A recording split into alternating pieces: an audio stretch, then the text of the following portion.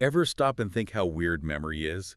Like, Bet. one second you remember your fifth birthday party, crystal clear, and the next, where to put my phone?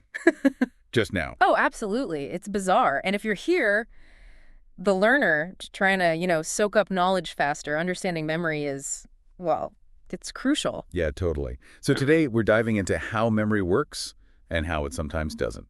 We're using Joshua Foer's book, Moonwalking with Einstein, as our guide. Right, you flagged that one. It's great because it's his personal story, right? Getting into these memory competitions, but also digging into the history of it all, memory techniques and stuff. Exactly. It's not some dry academic text. He really jumps in. So our mission today, pull out the key stuff. How does memory really work? Why should we care? And the big one for you, the learner. Can we actually improve it? Yeah, can anyone get better? Because let's face it, information overload it's a Mhm. thing. We want to cut through that, make it clear, maybe find a few aha moments. Okay, so first up, this idea of photographic memory. Everyone talks about it. Forrest starts by imagining, like, the world's strongest man meeting the world's smartest person. Right, he mentions Joe Greenstein, the mighty atom, this incredible strongman. Easy enough to picture. But then, who's the smartest person? How do you even measure that? Good point. And that leads him to Ben Pridmore, who was the world memory champion then. This guy could memorize, what was it, like 1,500 random numbers in an hour? Yeah, something insane, like 528 digits. And poems, too. Read it once, recite it perfectly. Seriously.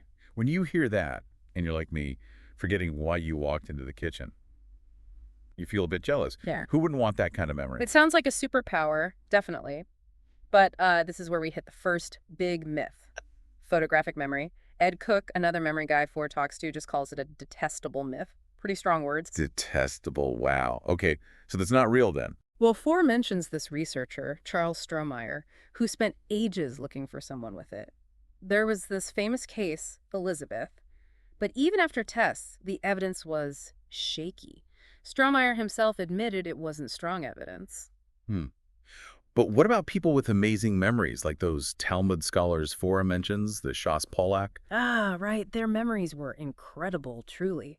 But the book argues it wasn't some built-in photographic thing. It came from, and this is the key phrase, single-minded perseverance.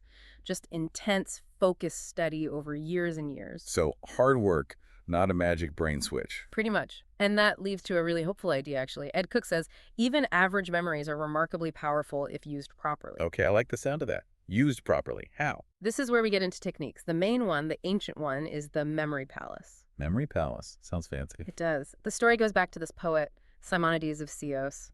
There's a disaster. A building collapses during a banquet. Oh yeah, I remember reading that bit. Terrible story. But he could identify everyone because he remembered where they were sitting. Exactly. He mentally walked back through the hall. And that's the core idea. Our brains are apparently really, really good at remembering places and routes. Spatial memory is strong. So you take stuff you want to remember, like facts or names, and you mentally place them in a familiar location, like your house. Precisely. You turn abstract information into images and stick them onto landmarks along a mental journey. And these modern competitors, these mental athletes, they see themselves as like rescuing this lost art. A lost art.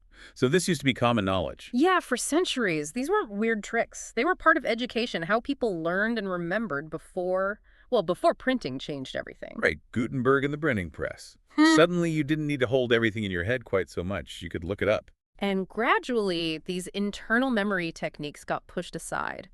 Four mentions they sometimes got linked with, like the occult or later just kind of cheesy self-help stuff, until these competitions brought them back into the spotlight. Which raises a big question, doesn't it? Especially for you, the learner. What happens when we shift so much from internal memory to external storage books, computers, phones? What if we may be lost? It's a really deep question. Have we traded away some core cognitive skill? Something to think about. Definitely.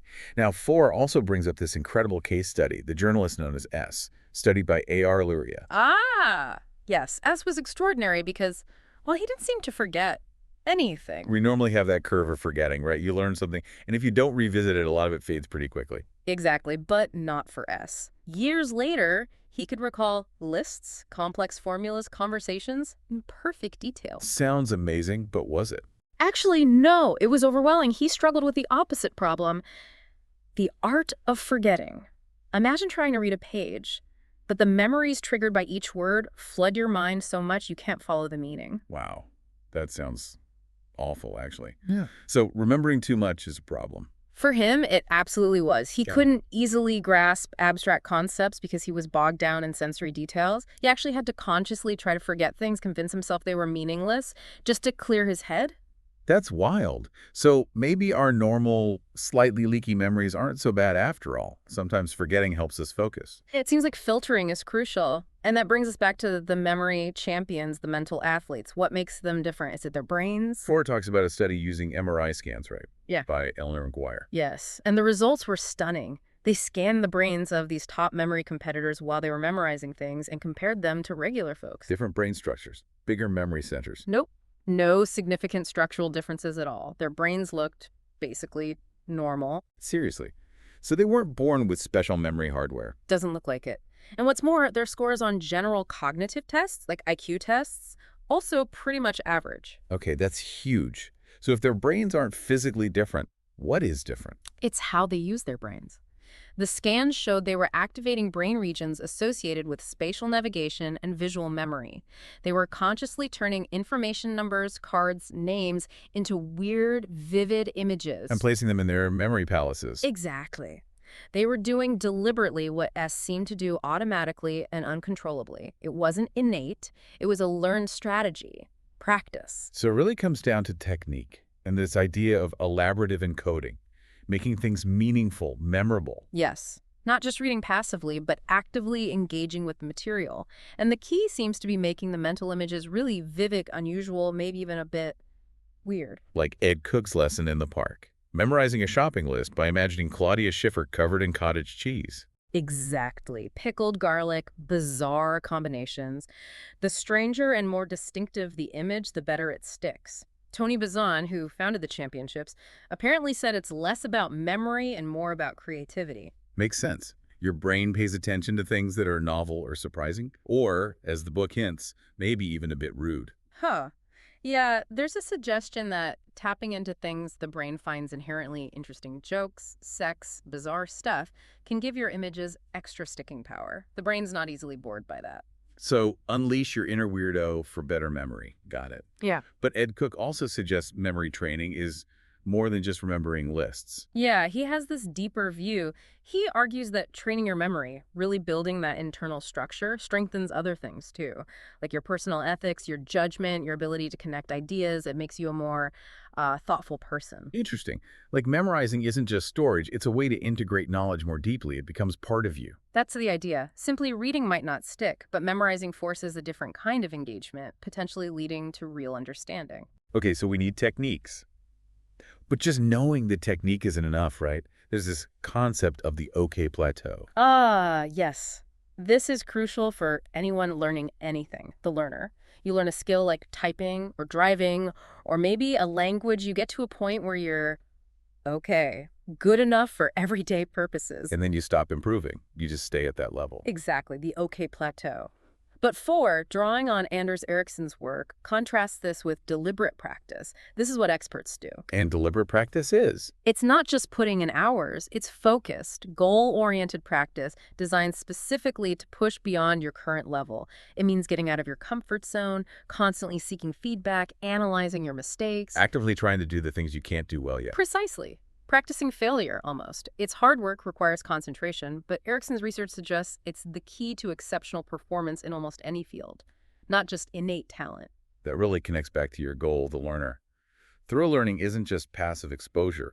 It's that active, sometimes uncomfortable, deliberate push. Absolutely. Now, while Ford is deep in this world of internal memory training, the book also looks at the other extreme, external memory. Right. Gordon Bell and his Total Recall project. Trying to digitally record everything. Pretty much. Using things like the Sense Cam, a camera worn around the neck, taking pictures automatically, plus audio recorders, scanning documents, creating a massive digital lifelog, a surrogate memory. And his thinking is, why bother struggling with our flawed biological memory if we can have a perfect digital one? That's the provocation, yeah. He talks about using his archive to find lost information through triangulation, like piecing together clues from photos, emails, and recordings to remember something. It's fascinating and a bit scary, maybe. What happens when our memories aren't just in our heads, but out there, searchable? What does that do to us? Big questions. The lines blur. Is it still your memory if it's on a hard drive? Where does the self begin and end? Heavy stuff. Huh. Okay, so Forrest immersed himself in all this theory and practice, and then he actually competes in the U.S. Memory Championship. He does. He's trained hard, focusing on guys like Maurice Stoll, who's apparently lightning fast with numbers. And then, in the Speed Cards event, memorizing a shuffled deck, he makes this last-minute call. Not to use his pre-planned images, his memory goggle. Right. He just wings it, creating images on the fly, and somehow he nails it, breaks the U.S. record. 1 minute, 40 seconds for a deck of cards. Wow, just like that. Just like that. And that performance helps catapult him into the finals, and then he actually wins the whole thing, becomes the U.S. memory champion. No way. The journalist covering the story ends up winning it. Incredible, isn't it? And for him, the biggest takeaway wasn't just the trophy, it was the proof. It validated the whole idea that practice works, but specifically that concentrated, self-conscious, deliberate practice. The kind of practice we were just talking about. Focused, pushing boundaries. It showed it could take an average memory, like his claim to be, and turn it into championship-level performance. Exactly. Which is incredibly relevant for you, the learner. It's not magic, it's strategy and effort. So after all that, we come back to the big why. In our world of smartphones and search engines, why even bother strengthening our internal memory? It's the fundamental question. And the book gives a really powerful answer through the example of another patient, EP. Unlike S, EP had profound amnesia, he couldn't form new memories, and much of his past was gone. What was his life like?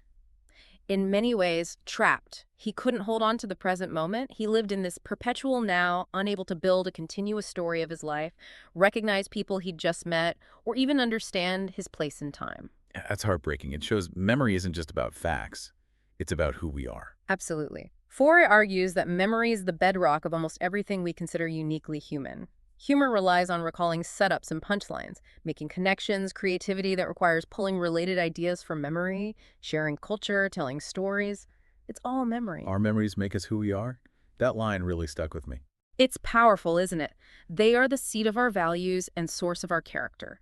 And his final point is that now, especially now, as technology makes it so easy to outsource remembering, we need to consciously cultivate our internal memory more than ever. So to sort of wrap up this deep dive, what are the big takeaways? Well, first, photographic memory. Largely a myth. Don't worry if you don't have it. Second, memory techniques, like the memory palace, are real. They work, and they're based on how our brains naturally process spatial information. Anyone can learn them. Right. And third, we've shifted historically towards relying on external memory, which has huge benefits, but maybe some hidden costs we need to think about. Definitely. Fourth, the key to improving memory, like any skill, isn't just innate talent, it's deliberate practice, focused, effortful training. And finally, memory isn't just storage. As Ed Cook suggested, training it can enrich us in deeper ways. It's fundamental to our identity and how we navigate the world. Couldn't agree more. It's a skill, and like any skill, it can be developed. So maybe a final thought for you, the learner, to chew on. Given all this, the techniques, the importance, the pitfalls of forgetting and remembering everything, where in your own life could you consciously apply some of this? Yeah, maybe think about one area. Could you use a memory palace for something you're learning? Or just reconsider that balance between what you keep in your head versus what you offload to your devices?